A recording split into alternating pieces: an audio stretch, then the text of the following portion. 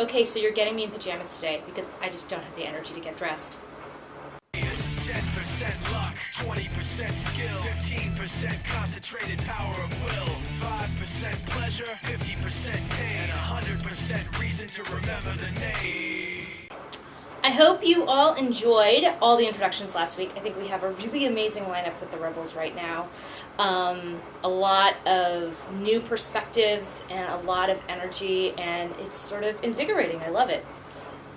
We're going to switch gears a little bit this week and talk about something a little bit more serious, a little bit less funny. Although I'm sure Danny will have a hilarious take on it. That's just inevitable. We want to talk about darkness in YA, sort of inspired by a certain Wall Street Journal article that shall not be named. Guess I just did. Anyway, we're all going to sort of take a different topic, and what I wanted to talk about this week was mental illness in YA.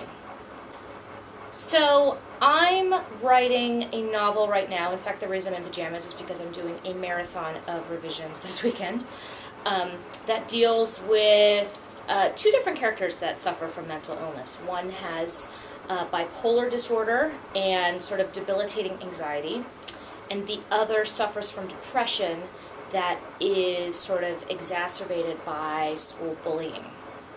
And both of them are very important plot points in the novel, but I also wanted to bring the subjects up a little bit.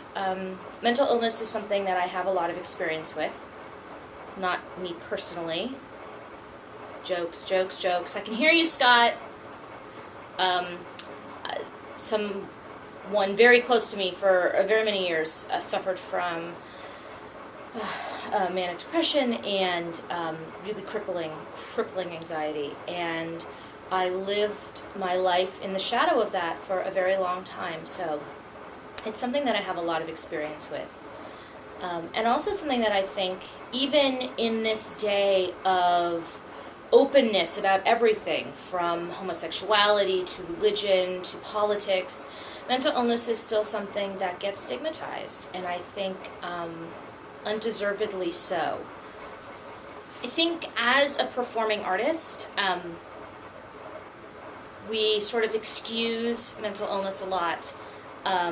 In my world, I've known a lot of actors, singers, writers, etc., who probably suffer from some type of depression or disorder that they actually can't control, and yet they feel that it's integral to their creative process.